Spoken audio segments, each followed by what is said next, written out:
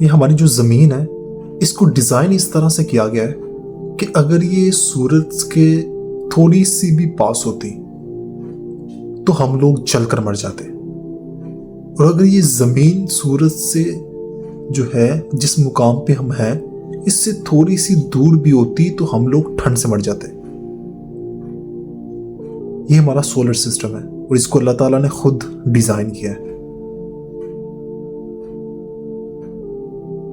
اس دنیا کے اندر ایک شخص ایسا آتا ہے جو عوام کو ایک سٹوری سناتا ہے۔ سٹوری کے اندر کیا ہوتا ہے کہ ایک بزرگ جب بچہ ہوتا ہے تو ایک چھلنگ لگاتا ہے تو وہ سیدھا سورج پہ پہنچ جاتا ہے۔ جیسے ہی وہ جوان ہوتا ہے تو وہ ایک اور چھلانگ لگاتا ہے تو سورج سے بھی اوپر پہنچ جاتا ہے۔ یہ میں نہیں کہہ رہا، میں آپ کو ویڈیو میں دکھاتا ہوں۔ اس طرح کی جو سٹوریز ہیں وہ آپ کو اکثر اسلامک جو اسکالرز ہیں وہ آپ کو بتاتے ہیں،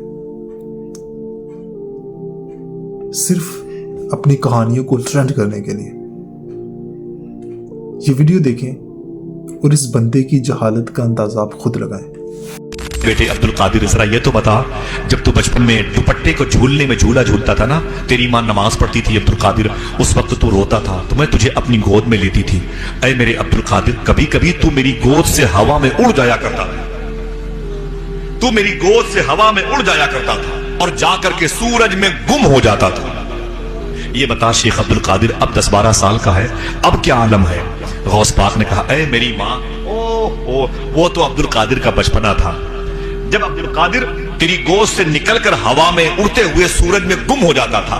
اب عبد القادر 10-12 سال کا ہو گیا، ہزاروں سورج عبد القادر کی ذات میں گم ہو جاتے۔ یہ آدمی کہتا ہے کہ جو غوث اعظم ہے، غوث پاک، وہ جب چھوٹے تھے تو جب وہ چھلانگ لگاتے تھے تو وہ سورج پہ پہنچ جاتے تھے، لوگ ان کو ڈھونڈتے تھے۔ تو جیسے ہی وہ بڑے ہوتے ہیں تو اب وہ چھلانگ لگاتے ہیں تو وہ سورج سے بھی اوپر چلے جاتے ہیں۔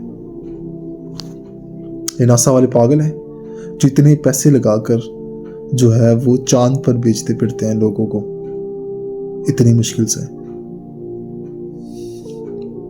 مجھے ایک بات بتائیں، کیا یہ جو معجزات ہیں، کیا یہ جو کرامات ہیں، یہ انبیاء کو ملی تھی؟ کون سے انبیاء ہیں جو سورج پہ چلے جاتے تھے؟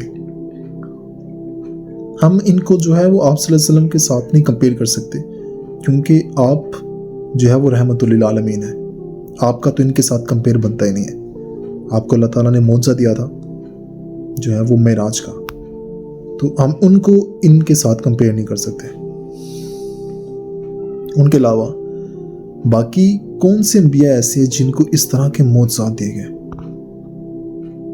کیونکہ یہ جو ان کے بابے ہیں وہ انبیاء کرام کی خاک کے برابر بھی نہیں ہیں، اور یہ لوگ ان کو اتنا بڑا بنا دیتے ہیں۔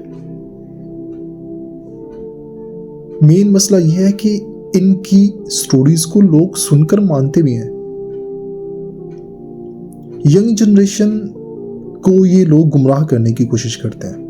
ان کا ایک ہی مقصد ہے، وہ ہے بزنس چلانا۔ بزنس کب چلے گا؟ جب یہ اپنے مریدوں کو اپنے ساتھ اٹیچ رکھیں گے۔ اگر ان کے مریدوں کو عقل آ گئی تب وہ ان کو ماننا چھوڑ دیں گے، جس سے ان کے چندے بانج ہو جائیں گے۔ مگر اس کا نقصان یوتھ کو یہ ہو رہا ہے کہ وہ گمراہ سے گمراہ ہوتے چلے جا رہے ہیں۔ یہ ہمارے دین کے لیے بالکل ٹھیک نہیں ہے۔ آپ کو پتہ ہونا چاہیے بدعت کیا ہوتی ہے۔ دین کے اندر نئی چیزیں ایڈ کرنا، اس کو بدعت کہتے ہیں، اور یہ لوگ بخوبی اس ایکٹیویٹی کو اپنا رہے ہیں، بدعت کو۔ کبھی یہ لوگ کہہ رہے ہوتے ہیں کہ قرآن مجید کو ترجمے کے ساتھ نہیں پڑھنا چاہیے، کبھی یہ لوگ کہہ رہے ہوتے ہیں کہ ہمارے جو بابے ہیں وہ سورج تک پہنچ جاتے ہیں۔ یہ عجیب ہی کوئی مخلوق ہماری دنیا میں پیدا ہو گئی ہے۔ ایسے تو غیر مسلم بھی نہیں مانتے جو مسلمان ایسی حرکتیں کرتے پھرتے ہیں۔ مجھے نہیں لگتا کہ ان حرکتوں کو دیکھ کر کوئی غیر مسلم ہم سے امپریس ہوگا۔ وہ خود ہمارا مذاق بنائیں گے کہ ان کے بابے جو ہیں وہ سورج پہ چلے جاتے ہیں اور سورج سے بھی اوپر. اب تک تو امریکہ یہ کہہ رہا تھا کہ وہ پہلا آدمی ہے جو چاند پہ گیا تھا. تو اس کا مطلب ہم یہ کہنا شروع کر دیں کہ ہمارا ایک بابا تھا جو سورج پہ چلا گیا.